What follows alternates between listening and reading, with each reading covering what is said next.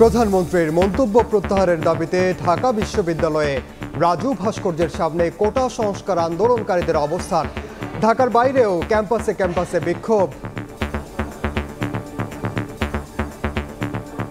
আমাদের মূলত দাবিটা হচ্ছে নির্বাহী বিভাগের কাছে। আমার দাবি হচ্ছে সংসদে আইন করতে হবে। আমার ন্যায্য আন্দোলনকে, আমার গণতান্ত্রিক অধিকারকে রাজাকার, মুক্তিযুদ্ধ বিরোধী ইত্যাদি বলে ট্যাগিং করেন, দমন করার চেষ্টা করেন, তাহলে আমরা এসব ট্যাগকেও পরোয়া করি না। আমাদের যে নানাভাবে ব্লেম করা হচ্ছে, নানা অপবাদ দেওয়া হচ্ছে, এটা আমরা কখনোই মানি না। মাননীয় প্রধানমন্ত্রীর মুখ থেকে এরকম কথা শোনার পরে আমরা খুবই কষ্ট পাইছি।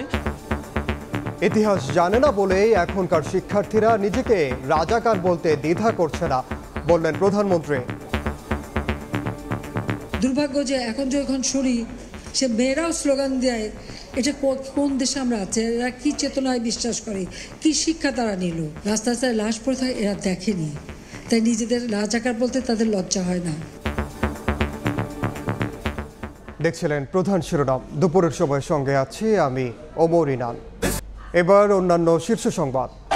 ডক্টর ইউনূসের 25 কোটি টাকা আত্মসাৎ মামলার শুনানি নিয়ে এজলাসে দুপক্ষের আইনজীবীর তর্ক বিতর্ক। সাক্ষ্য গ্রহণ পেছালো 20 দিন, নতুন তারিখ 5 আগস্ট। সরকারি প্রতিষ্ঠানের হাতেই ভরাট হচ্ছে রাজধানীর জলাধার। বুড়ো আঙুল দেখাচ্ছে ড্যাপের নকশাকেও। ফলাফল অল্প বৃষ্টিতেই হাঁটু পানি। 2 সিটের দায়সারা ভাবে দায়ী। এবং মৃত্যুর মুখ থেকে ফিরেই নির্বাচনের প্রচারণায় ট্রাম্প। রিপাবলিকানদের সম্মেলনে যোগ দিতে এখন মিলওয়াকিতে। গোলের ঘটনায় নিন্দা জানিয়ে ঐক্যের ডাক বাইডেনের।